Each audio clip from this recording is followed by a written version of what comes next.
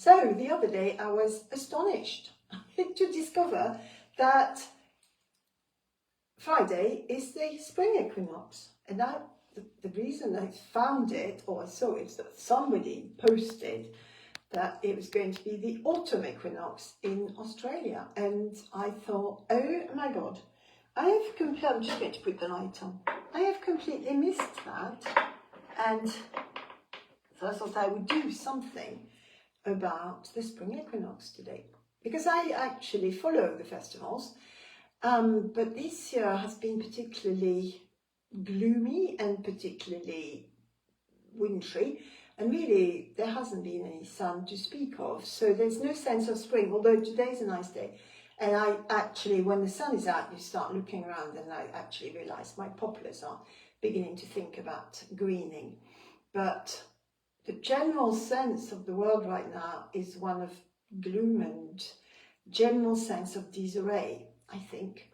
And even though we might not be watching the news or keeping ourselves informed about what is happening in the world, I think we still resonate with it without even realizing it. And that sense of the spring equinox, there's always a sort of little leap of joy in the spring equinox.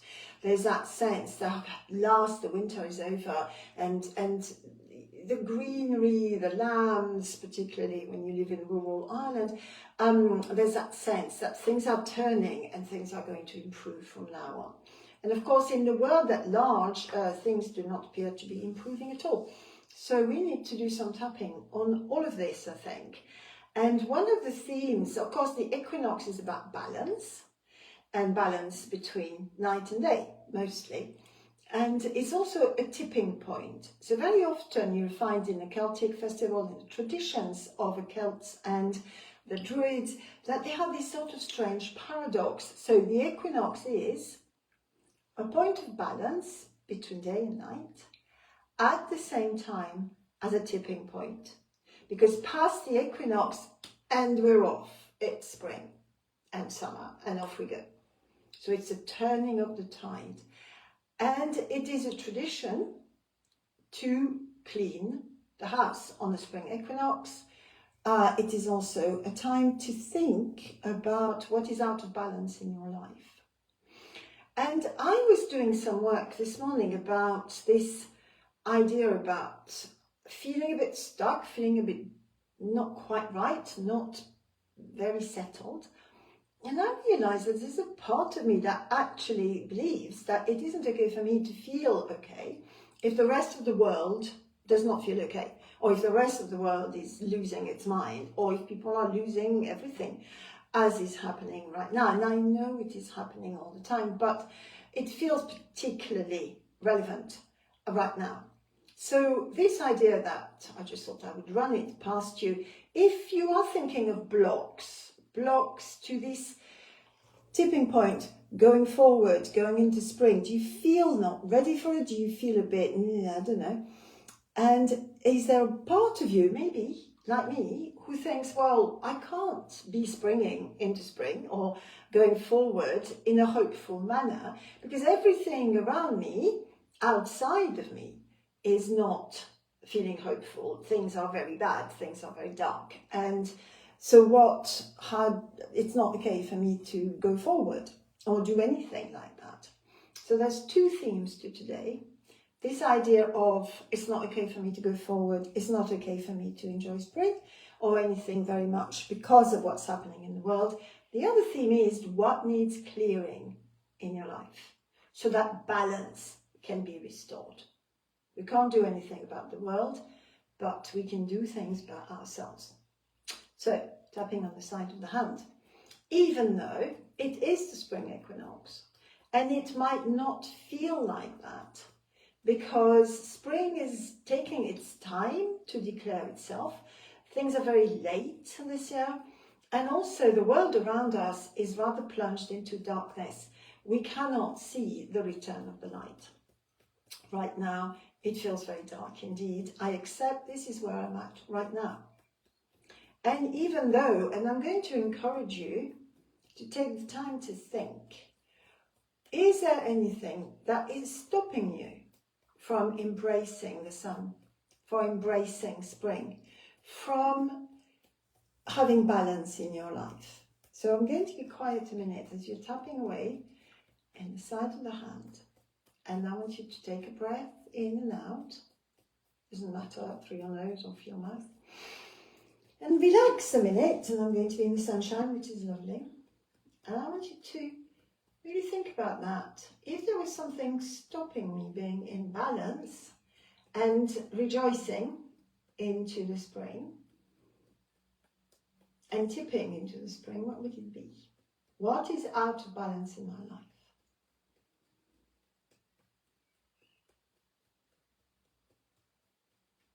And if you want to put that in the comments, please do. But what I'm encouraging you to do is write it down. The question being, what is out of balance in my life? And needs clearing. And when you have your answer, write it down. Then I want you to ask yourself, how strong is that out of balance? How much is it out of balance? So if we think about what I was talking about a minute ago, about I'm not allowed to have fun, I'm not allowed to have joy because people are losing everything right now and it's so dark. That was a 8 when I started working on that this morning. Okay, so whatever the number is for you, about whatever is out of balance in your life. And then tap again, even though this, and fill in the blank. This, whatever it is out of balance in my life. And I don't know what to do about it. I accept myself. And I don't have to do anything about it right now, because I'm just looking. You know, very often my clients imagine or think that because we have come upon a block or an issue, they need to do something about it. And no, you don't.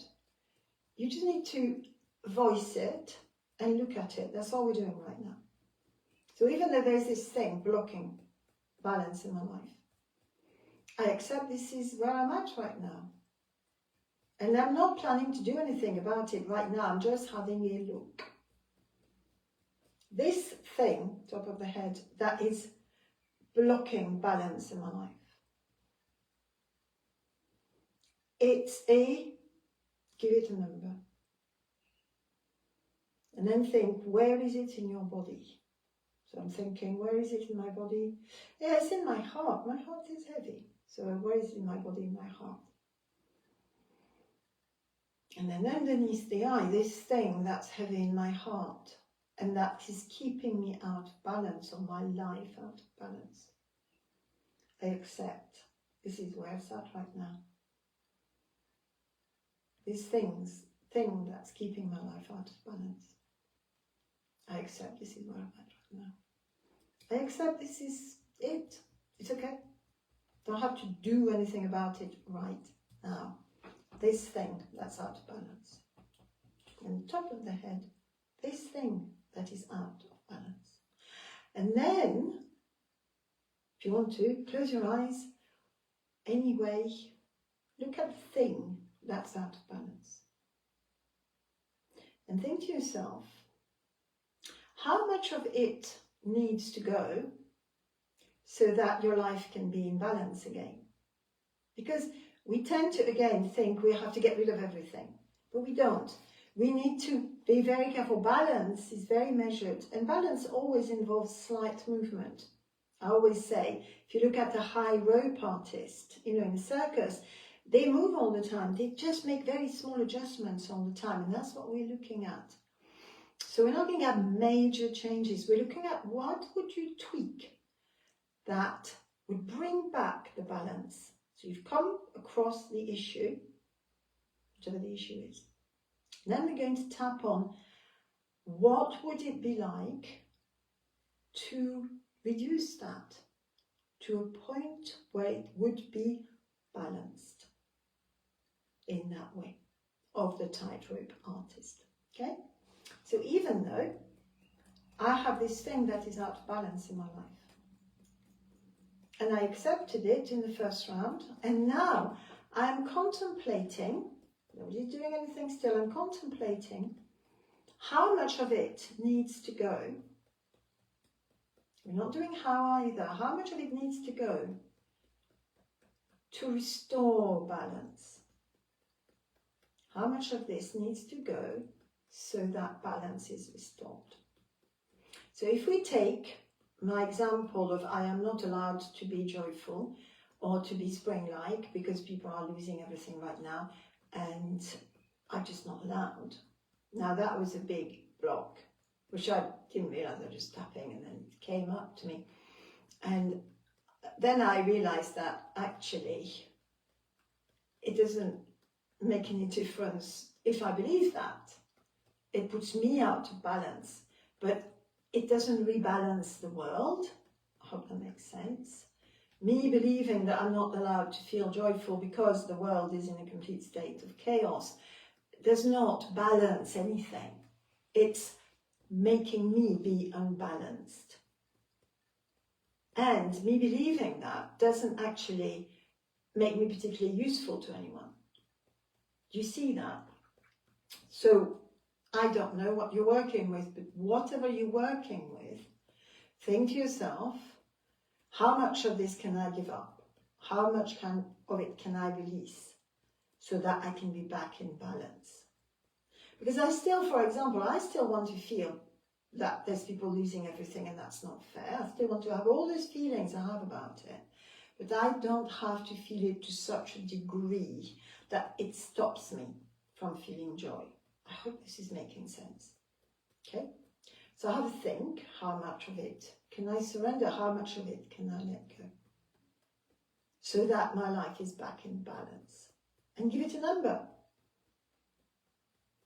And then say, even though I didn't think I could, but I've decided I'm going to release, give the number, 10%, 20%, 30%, whatever, of what was blocking me and keeping my life out of balance. I accept this is where I'm at right now. And I'm ready to let this go. That percentage, that amount, not the whole of it, just that amount. And see what that feels like afterwards. Okay? So if I think of myself, I'm ready to let, was it an 8? Now I'm down to 5. I'd really like to be a 2. Because I don't want to lose my, I don't know, my political conscience. But at a 2, I think I can balance it out. Okay? So I want to be a 2. So just think, tap on this thing that's out of balance, this thing.